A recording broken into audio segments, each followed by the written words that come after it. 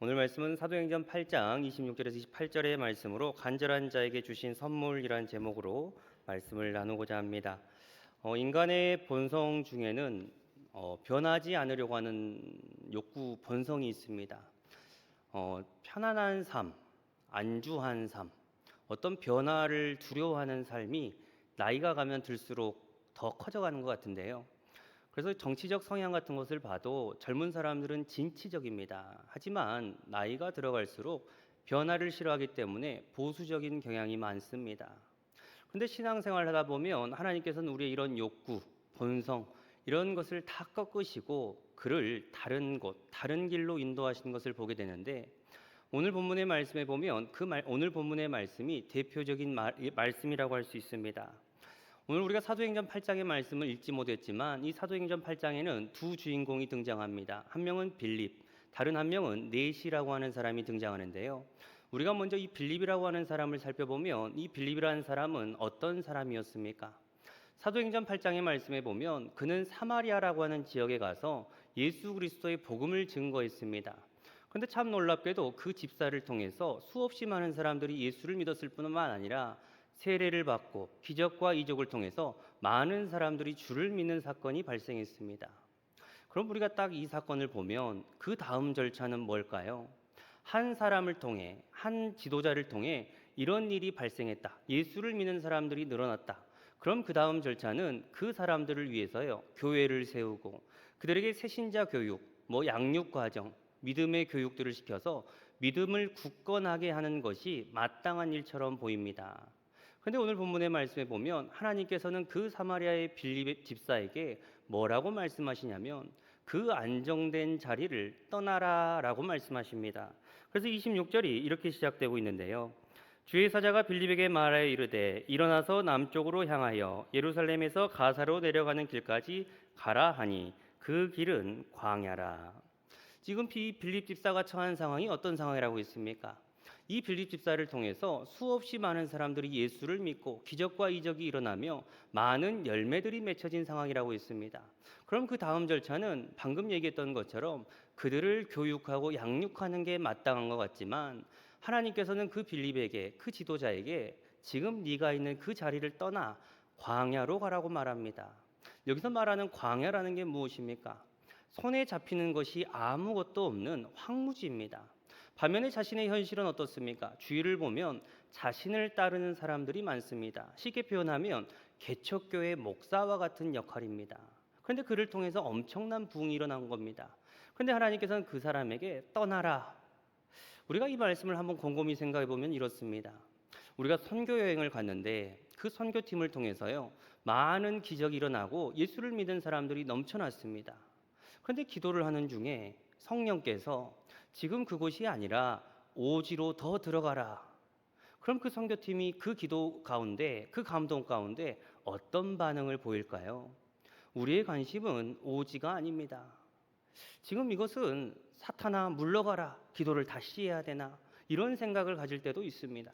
우리가 생각할 때는 지금 이것이 무엇이 상식적인가, 무엇이 효율적인가, 그런 것을 생각해 볼 때인데 지금 빌립은 자신의 모든 공식을 내려놓고 주님의 말씀에 순종했습니다. 놀라운 것은 그가 자신의 모든 것을 내려놨었을 때 하나님께서 준비한 일이 있었다는 겁니다. 우리가 이 사건을 보면서 생각해 볼 점이 있습니다. 오늘날 한국 교회가 7만 개가 넘는 많은 교회가 있습니다. 그런데 예전에 비해서요, 하나님의 일하심, 하나님의 역사하심, 이런 소식들이 예전에 비해 많이 줄었습니다. 왜 그러나 살펴보면 교회들마다 상식이 있고 현실이 있고 공식이 있고 성과주의, 결과주의, 이러한 것들이 교회 안에 공식으로 자리 잡고 있습니다. 그래서 언제부턴가 하나님의 일하심에 대한 역사가 많이 줄어들고 있습니다. 하지만 예전에는 어땠습니까? 교회 수가 많지 않았지만 하나님의 그 놀라우심의 역사, 하나님의 일하심의 역사를 많이 들었습니다. 왜 그렇습니까? 예전의 신앙의 선배들은 교회 일을 했었을 때 효율과 상식으로 하는 것이 아니라 이 일이 하나님의 마음에 합한 일인가 합하지 않는 일인가, 이 일이 하나님께서 기뻐하시는 일인가 기뻐하시지 않는 일인가, 오로지 그것을 가지고 했더니 비록 그것이 광야라 할지라도 그들은 순종했습니다. 놀라운 것은 그들이 그 하나님의 말씀에 순종할 때에 믿음의 역사는 일어난다는 것입니다. 간절히 소망하는 것은 우리가 효율과 상식, 현실이 중요한 게 아니라 하나님의 말씀에 순종함으로써 우리가 하나님의 역사를 경험하는 저와 여러분 되기를 소망합니다. 오늘 말씀에 보면 이 상식적인 곳을 떠나 이제 광야로 가게 되었을 때 하나님께서 준비하신 일이 이렇게 이어집니다. 27절 한번 같이 읽겠습니다. 일어나 가서 보니 에디오피아 사람 곧 에디오피아 여왕 간닥의 모든 국고를 맡은 관리인 네시가 예배하러 예루살렘에게 왔다가, 지금 말씀해 보면 두 번째 주인공이 등장하는데요. 지금 네시라고 하는 사람이 등장합니다. 그런데 이 네시에 대한 수식어가 있는데 에디오피아 여왕 간닥의 국고를 맡은 자, 여기서 에디오피아라고 하는 지역은 오늘날의 에디오피아 그 지역이 아니라 수단이라고 하는 지역입니다. 그 수단 가운데 국고를 맡은 자, 우리말로 하면 재정부 장관 정도 되는 사람인데 지금 그는 네시였다라고 말합니다. 그런데 그 네시였던 아프리카에 살았던 사람이 예루살렘을 향해서 예배를 드리러 왔다, 이런 말씀이 등장하는데요.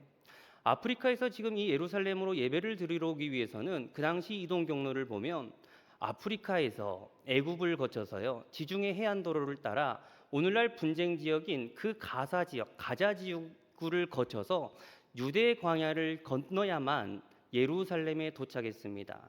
단어가 어렵습니다. 그런데 어찌됐든 이 거리가 무려 1500km의 거리였습니다. 그러니까 지금 이 1500km의 거리를 그는 예배 드리러 왔던 겁니다. 그런데 우리가 한번 잘 생각해 보면 그냥 편도가 1500km지 왔다 갔다를 생각하면요 3000km를 감수하고 감내한 겁니다. 그러니까 그가 얼마나 예배를 사모했던 것이겠습니까? 우리가 지금 이 3000km에 대한 이 거리 감각이 별로 있지 않은데요, 광양에서 청와대까지 330km 정도 내비게이션이 찍힙니다. 그러면 편도로 왔다 갔다 왔다 갔다 왔다 총 편도 5번을 해야 갈 수 있는 거리가 1500km. 그러니까 3000km면요 광양에서 청와대를 10번을 왔다 갔다 해야지만 갈 수 있는 그런 거리입니다. 그러니까 지금 이 에디오피아 네시가 얼마나 예배에 대한 간절함을 가지고 사모함을 가지고 지금 예루살렘에 왔던 것을 알 수 있는데요. 그런데 안타깝게도 그가 이러한 간절함을 가지고 이 예루살렘에 도착했지만 그를 기다리고 있었던 것은 그렇게 반가운 소식이 아니었습니다. 차가운 시선, 차가운 냉대, 이런 것밖에 없었습니다. 왜 그러나 생각해 보면요, 이 유대교가 중심을 자리 잡고 있던 이 예루살렘 성전 안에서는 이 내시를 반가워하지 않는 손님이었습니다. 첫 번째 이유로 이 네시라고 하는 사람은요 이방인이었습니다. 성경에서 이 유대인들은 이방인들과 섞이지 않기 위해서 물과 기름처럼 구분하는 모습을 보게 됩니다. 두 번째로 지금 이 네시는 말 그대로 이 신체적 이 모습이 네시였습니다. 그런데 문제는 성경에서 그런 네시를 어떻게 대하냐면 신명기 23장 1절의 말씀인데요. 고환이 상한 자나 음경이 잘린 자는 여호와의 총회에 들어오지 못하리라. 지금 이 네시는 고환이 잘렸든 음경이 잘렸든 고환이 잘렸든 그는 네시였기 때문에 여호와의 총회에 들어오지 못했습니다. 세 번째로 그가 반기지 못했던 이유는 그는 수단 사람, 에디오피아 사람이었기 때문에 피부 색깔이 검했는데요. 흑인이었던 그를 이 유대인들은요 반가워하지 않았습니다. 말하자면 그는 간절함을 가지고 몇 개월 동안 이 지금 예배를 드리기 위해서 여기 이 예루살렘에 딱 도착했는데 그를 기다리고 있었던 것은 너는 이방인이기 때문에 여호와의 총회에 들어오지 못한다. 너는 이방인이기 때문에, 너는 고자이기 때문에 너는 이 여호와의 총회에 들어오지 못한다. 너는 흑인이기 때문에 이 여호와의 총회에 들어오지 못한다. 그는 이런 문전박대를 당하게 됩니다. 그럼 우리가 이 네시 입장에서 한번 생각을 봅니다. 3000km를 감수하면서까지 예배에 대한 간절함이 그렇게 간절했는데 막상 그곳에 와보니 그런 문전박대, 너의 출신 때문에, 너의 그런 기준 때문에 너는 여호와의 총회에 들어오지 못한다, 이런 소식을 듣게 되었을 때 그의 마음이 어떠했겠습니까? 간절하면 간절할수록, 기대감이 높으면 높았을수록 그에 대한 상실감은 더 컸을 겁니다. 근데 하나님께서는 이 간절한 자에게 한 은혜를 베풀어 주셨는데요. 우리 27절부터 30절까지 제가 읽겠습니다. 내시가 예배하러 예루살렘에 왔다가 돌아가는데 수레를 타고 선지자 이사야의 글을 읽더라. 성령이 빌립더러 이르시되 이 수레로 가까이 나아가라 하시거늘 빌립이 달려가서 선지자 이사야의 글 읽는 것을 듣고 말하되 읽는 것을 깨닫느냐. 지금 예루살렘에 방문했던 이 내시는 그런 상실감, 그런 차가운 시선을 가지고 자신의 고국으로 돌아가고 있었던 상황입니다. 하지만 그 상실감 가운데서도 말씀을 보니까요, 그가 했던 것은 하나님의 말씀을 읽고 있었다고 합니다. 그 말씀을 정확하게 이사야서의 말씀이라고 하는데요. 그 이사야의 말씀을 가지고 상실감을 안진 채 지금 그 말씀을 읽으면서 고국으로 돌아가고 있었던 상황입니다. 근데 여기서 이 이사야 53장의 말씀을 곰곰이 생각해 보는데요. 도대체 이 이사야 53장 4절에서 5절 말씀, 이 5절에서 6절의 말씀이 도대체 무슨 말이지? 고난받는 사람이 있는데 아무런 저항 없이 질질 도살장에 끌려가는 것처럼 누가 끌려간다고 하네? 도대체 이 얘기는 이사야의 말일까? 아니면 다른 사람을 얘기하는 것일까? 그가 이 이사야의 말씀을 읽어도 그에 대한 해답을 찾지 못했습니다. 그런데 그렇게 말씀을 읽고 있었는데 오늘 말씀에 보니까요, 빌립이라고 했던 사람이 찾아와서 갑자기 달려오는 겁니다. 자신이 있던 그 수레로. 그리고 이 빌립이 뭐라고 말합니까? 네가 읽고 있는 그 이사야의 말씀을 너는 깨닫고 있느냐라고 질문합니다. 근데 이 네시 입장에서는요, 그 얘기를 듣고 나서 깜짝 놀라지 않을 수 없습니다. 첫 번째 사건은 지금 그는 자신이 읽었던 말씀을 이 빌립에게 알려준 적이 없습니다. 더군다나 지금 그가 가고 있었던 곳은 광야였습니다. 지금 이 빌립이라고 하는 사람은 북쪽에서 사마리아라고 하는 이 북쪽에서 이렇게 내려왔고요. 자신은 예루살렘이라고 하는 지금 이 한 동쪽 지역에서 이렇게 내려오고 있는데 그 두 사람이 마주칠 확률이 그렇게 많지가 않습니다. 특히나 광야라는 것은 아무것도 없는 상황인데 갑자기 어떤 사람이 찾아와서 그리고 달려와서 네가 읽는 것을 너는 깨닫고 있느냐라고 하는 이 질문 앞에요. 이 빌립은 이 내시는 놀라지 않을 수 없었습니다. 그래서 뭐라고 합니까? 나는 이것을 깨닫지 못한다. 도대체 지금 이 고난받는 사람이 있다고 하는데 이게 이사야인 건지 아니면 다른 종인 건지 나는 아무것도 모르겠다는 겁니다. 그래서 이때 빌립이 그에 대한 해석을 해주는데요. 우리 32절 34절입니다. 제가 읽겠습니다. 있는 성경 구절은 이것이니 일러스되 그가 도살자에게로 가는 양과 같이 끌려갔고 털 깎는 자 앞에 있는 어린 양같이 조용함같이 그의 입을 열지 아니하였도다. 그가 굴욕당했을 때 공정한 재판도 받지 못하였으니 누가 그의 세대를 말하리요? 그의 생명이 땅에서 빼앗김이로다 하였거늘 그 내시가 빌립에게 말하되 청하건대 내가 묻노니 선지자가 말한 것이 누구를 가리킴이냐? 자기를 가리킴이냐? 타인을 가리킴이냐? 지금 이 내시라고 하는 사람을 한번 생각해 보면 이 내시라는 사람은 어떤 사람이었을까요? 그는 한 나라의 국고를 맡은 사람이었습니다. 말하자면 그는 지식도 있었을 거고요. 경험도 있었을 거고 돈도 많았던 사람이었을 겁니다. 더군다나 그는 1500km라고 하는 이 거리를 왔다 갔다 할 정도로 감내할 정도로 예배에 대한 갈급함을 가진 경건한 사람이었습니다. 그런데 그러한 경건한 사람도 성경을 읽었을 때 그 성경을 깨닫지 못했습니다. 왜 그랬을까요? 성경이라는 것은 하나님의 말씀, 더 나아가 성자 하나님의 오실 예수님에 대한 말씀, 오신 예수님에 대한 소식입니다. 그런데 이 빌립이 이 내시가 그 예수님에 대한 퍼즐이 빠져 있는 상태에서 이 말씀을 읽었을 때 그것을 깨닫지 못했다는 겁니다. 그래서 이게 도대체 누가 고통당하는 건가? 지금 이사야인가 타인인가? 그거에 대한 고민이 있었다는 겁니다. 자, 그런데 이때 성경이 말하는 중요한 단어가 하나 등장하는데요. 우리 35절 한번 같이 읽겠습니다. 35절입니다. 빌립이 입을 열어 이 글에서 시작하여 다시 한번 읽겠습니다. 빌립이 입을 열어 이 글에서 시작하여 예수를 가르쳐 복음을 전하니. 아멘. 지금 빌립 집사는 예수 그리스도를 전했습니다. 그런데 성경의 기자는 지금 이 예수를 전했다는 소식을 한 단어로 얘기했는데 뭐라고 얘기합니까? 복음을 증거했다라고 말합니다. 그럼 우리가 여기서 한번 생각을 해보는데요. 이 에디오피아 내시에게 임한 그 복음이라는 게 도대체 뭐였을까요? 우리에게 복음이라는 것은 무엇입니까? 우리가 신약 성경 가운데 가장 많이 언급되는 복음의 말씀은 요한복음 3장 16절의 말씀입니다. 하나님이 세상을 이처럼 사랑하사 독생자를 주셨으니 그를 믿는 자마다 멸망치 않고 영생을 얻게 하려 하심이라.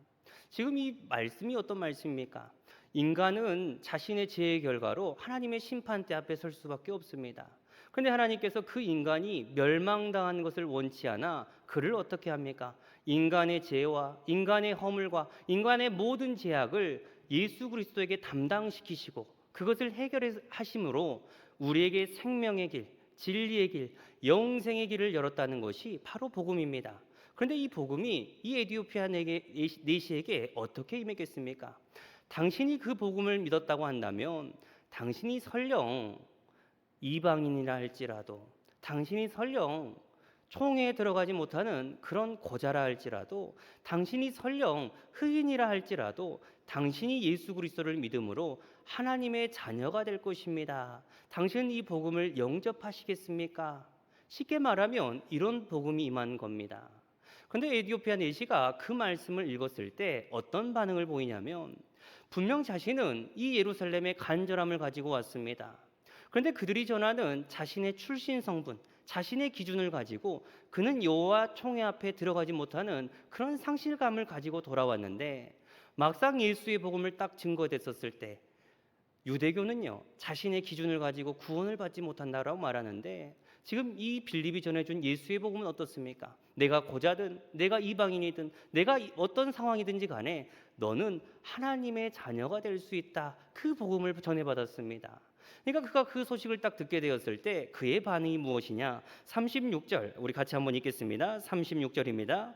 길 가다가 물 있는 곳에 이르러 그 내시가 말하되 보라 물이 있으니 내가 세례를 받음에 무슨 꺼리낌이 있느냐. 지금 말씀해 보면 세례를 받았다라고 나옵니다. 그런데 이 세례는 누가 지금 요청한 겁니까? 빌립이 요청했습니까? 아니면 내시가 요청했습니까? 내시가 요청했습니다. 그럼 우리가 이 세례를 한번 생각해 보는데요. 세례라는 게 뭔가요?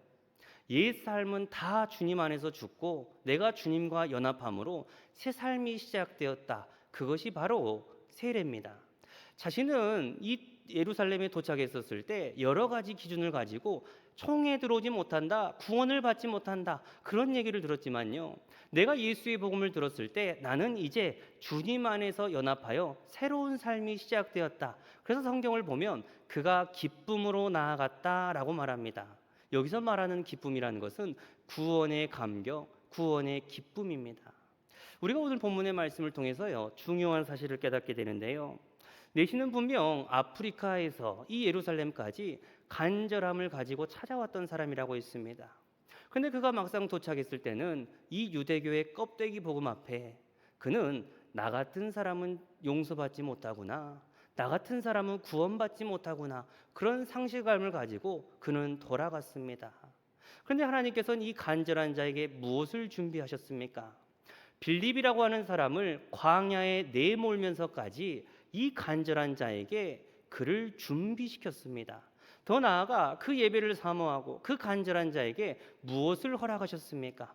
예수 그리스도의 복된 소식, 이 기쁨의 소식을 전달받았습니다. 그래서 이 기쁨의 소식이라는 것은 간절한 자에게 임한 하나님의 은혜입니다. 간절히 소망하는 것은요, 이곳에 앉아있는 간절한 자들에게 이 복된 소식이 들려지는 그런 귀한 은혜가 있길 소망합니다. 그런데 여기서 말하는 이 복된 소식이라는 게 무엇입니까? 예수님의 복음을 잘 보면 예수님의 복음이라는 것은 사실 그렇습니다. 우리가 성경을 보면 나사로라는 사람을 보면요, 사람들이 이 나사로를 가리켜서 뭐라고 말합니까? 너는 로마의 앞잡이야, 너는 나라를 팔아먹은 사람이야. 그런데 예수님께서는 이 나사로에게 찾아가서 내가 오늘 네 집에 유숙할 것이다. 예수님의 복음이라는 것은 모든 것을 포용하시는 복음입니다. 예수님의 복음이라는 것은 어떤 것입니까? 지금 이 가늠한 여인이 현장에서 붙잡혀 와서 사람들은 율법을 가지고 그에게 돌을 던지려고 합니다. 근데 예수님께서는 뭐라고 그럽니까? 나도 너를 정죄하지 않겠다. 예수의 복음은 우리를 정죄하지 않는 복음입니다. 예수의 복음은 무엇입니까? 오늘 이 에티오피아 내시는 자신이 가진 성분, 자신이 가지고 있던 기준을 가지고 너는 이방인이기 때문에, 너는 고자기 때문에, 너는 흑인이기 때문에 여호와의 총에 들어오지 못한다. 그는 구원받지 못한 조건을 말합니다. 하지만 예수의 복음은 무엇입니까? 너가 비록 그러할지라도 너를 자녀 삼기 위해서 주님이 찾아오셨다는 겁니다. 우리가 오늘 이 교회에 와서요, 다른 것을 경험하는 것이 아니라 이 주님의 복음을 우리가 경험해야 됩니다.